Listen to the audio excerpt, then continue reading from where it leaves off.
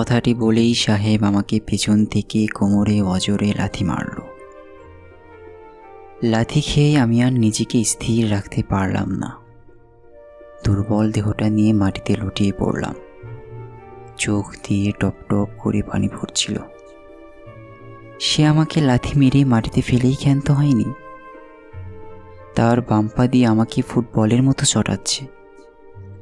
আমি ফুঁপিয়ে কান্না করছি আর মাটিতে গড়াগড়ি খাচ্ছি। একটা মানুষও আমাকে সাহায্য করতে এগিয়ে আসছে না। এভাবে বেশ কয়েকটা মুহূর্ত কেটে গেল। সাহেব মাত্র কিছুটা শান্ত হলো। আমাকে অকথ্য ভাষায় গালিগালাজ করতে লাগলো। আমি শুধু শুনছিলাম আর কান্না করছিলাম। কথা বলার শক্তিটাও হারিয়ে ফেলেছি। বেশ কয়েক মিনিট পর সাহেব তার মনের রাগ মিটিয়ে আমার উপর রাঙিয়ে রাখা চোখ দুটো ফিরিয়ে নিল। পায়ে হেঁটে প্রাইভেট কারে উঠে পড়ল। আমি আস্তে করে উঠে তেঁতুল গাছের নিচে গিয়ে বসে পড়লাম। গাছে গা এলিয়ে দিলাম, কিন্তু কান্না থামাতে পারছি না। চোখের জলে জামা ভিজে যাচ্ছে। হায়, এতিম হয়ে রাস্তায় এসে রিক্সা চালানোটাই কি আমার অপরাধ? নাকি আমার মায়ের রোগ ব্যাধি হওয়ার অপরাধ ছিল? আচ্ছা, আমি কি মানুষ না অন্য কোনো পশু? আমি কি সত্যি এতটা নিকৃষ্ট?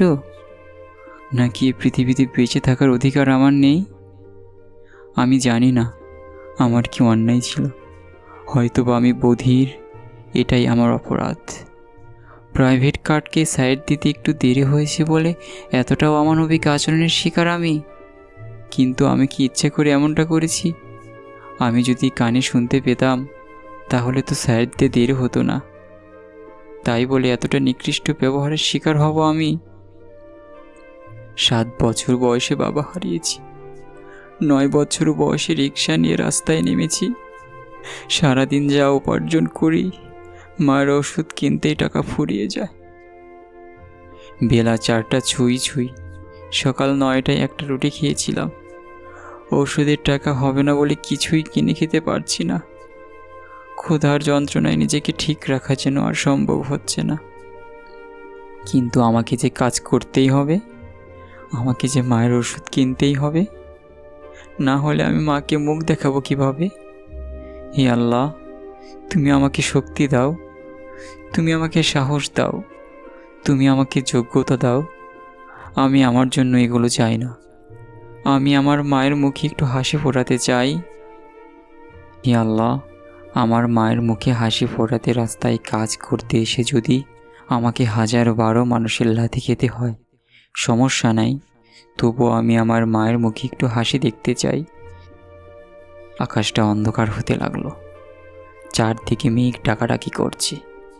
বৃষ্টি মনে হয় এসেই গেল। উঠে পড়লাম। রিক্সাটা নিয়ে চলে গেলাম ফার্মেসিতে। ওষুধ কিনে পেটে ক্ষুধা নিয়ে রওনা হলাম বাড়ির পথে। মা বুঝি আমার জন্য অপেক্ষা করছে।